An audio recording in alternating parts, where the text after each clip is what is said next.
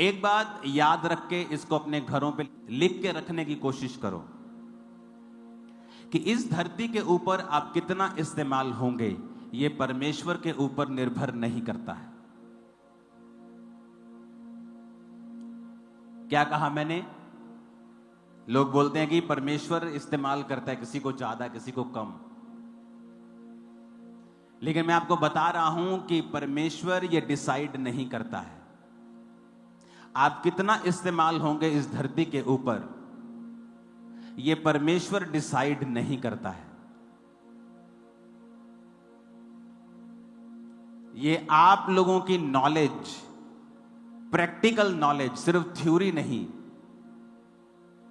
एपिग्नोसिस, practical knowledge, परमेश्वर के वचन की सही शिक्षा निर्धारित करती है कि आप कितना परमेश्वर के द्वारा इस्तेमाल किए जाएंगे।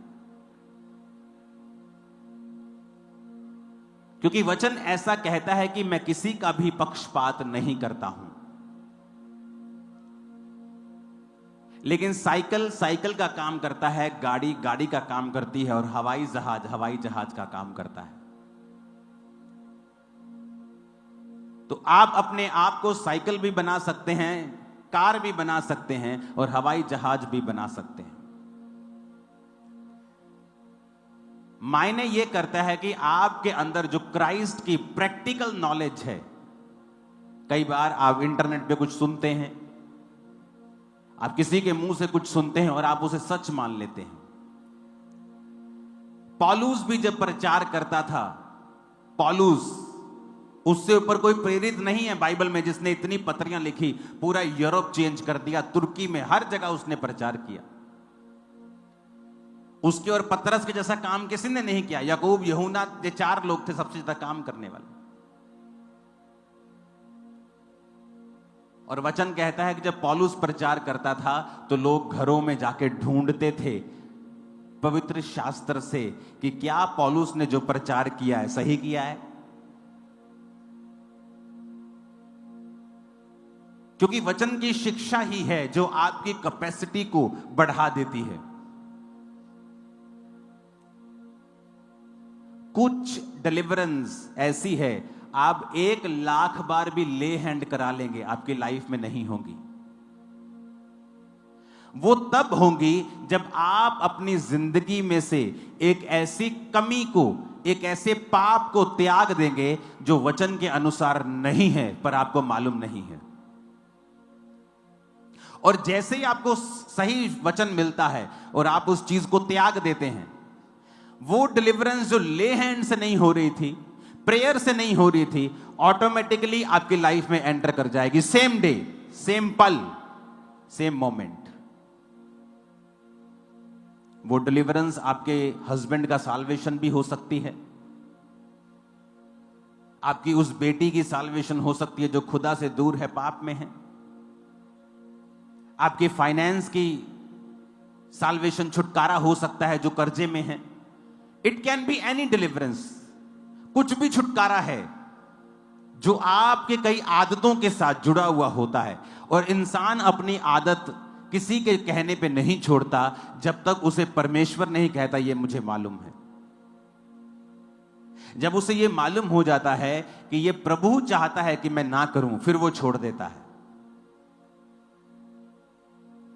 तो आज जब आप वचन को सुनेंगे, क्योंकि पवित्र आत्मा से भरपूर होने से पहले हमें यह समझना होगा कि पवित्र आत्मा इस धरती के ऊपर कैसे कार्य करता है। बाइबल कहती है, पिता ने कहा उजाला हो जाए तो उजाला हो गया, लेकिन कैसे हुआ यह नहीं पता। लिखा, पवित्र आत्मा जल के ऊपर मंडलाता था, और जैसे ही उसे पिता का वचन मिला, आत्मा ने वचन लिया और उजाला कर दिया। जहां भी आपकी लाइफ में आपको उजाला चाहिए, वहां 2 चीजें होनी चाहिए। एक, पिता का लिखा हुआ वचन, और दूसरा, पवित्र आत्मा आपकी लाइफ के अंदर। और पवित्र आत्मा आपकी लाइफ के अंदर उतना ही काम करता है जितना आप उसे अलाउ करेंगे, जितना आप उसके साथ कोऑपरेट करेंगे, जितना आप वचन की बुद्धि, वचन की शिक्षा और वचन के द्वारा अपने माइंड को एक्सपेंड करेंगे, पवित्र आत्मा भी उसी रीति से आपकी लाइफ में उतना ही काम करेगा। तो पवित्र आत्मा से भरने से पहले आपको पवित्र आत्मा की शिक्षा भी होनी चाहिए और आप पवित्र आत्मा के कामों के प्रति ओपन होने चाहिए।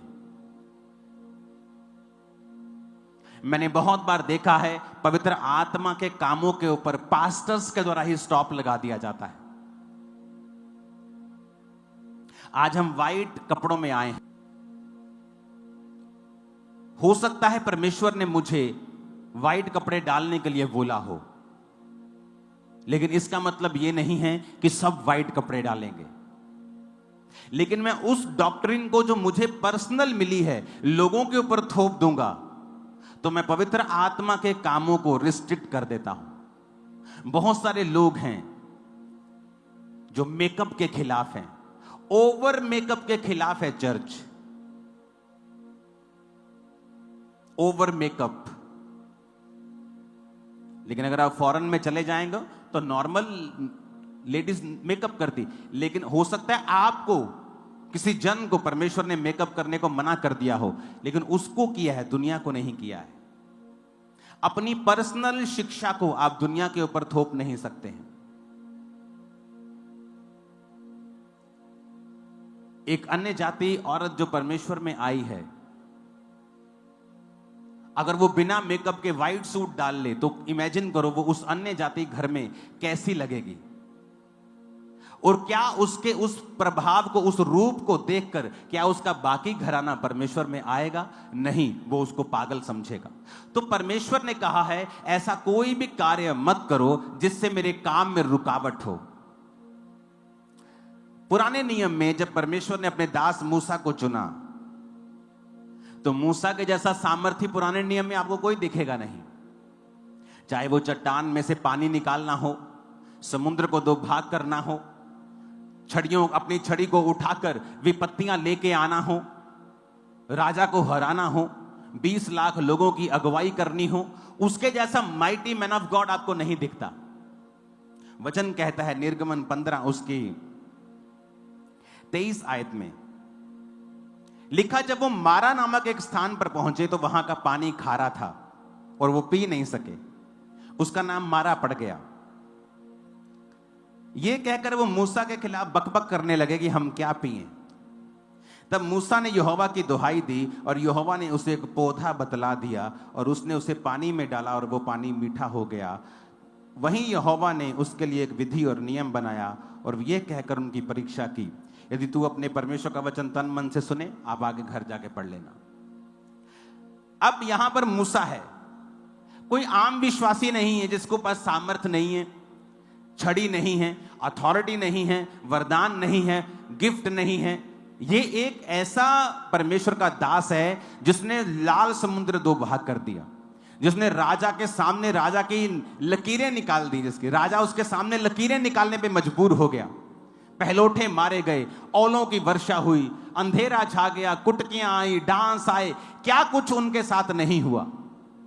इतना माइटी मैन ऑफ गॉड परमेश्वर के सामने प्रार्थना करता है और परमेश्वर उसे क्या कहता है, इस गंदे पानी में, इस खारे पानी में मैं तुझे एक पौधा बदलाता हूं, ये पौधा इसमें डाल देना और पानी मीठा हो जाएगा।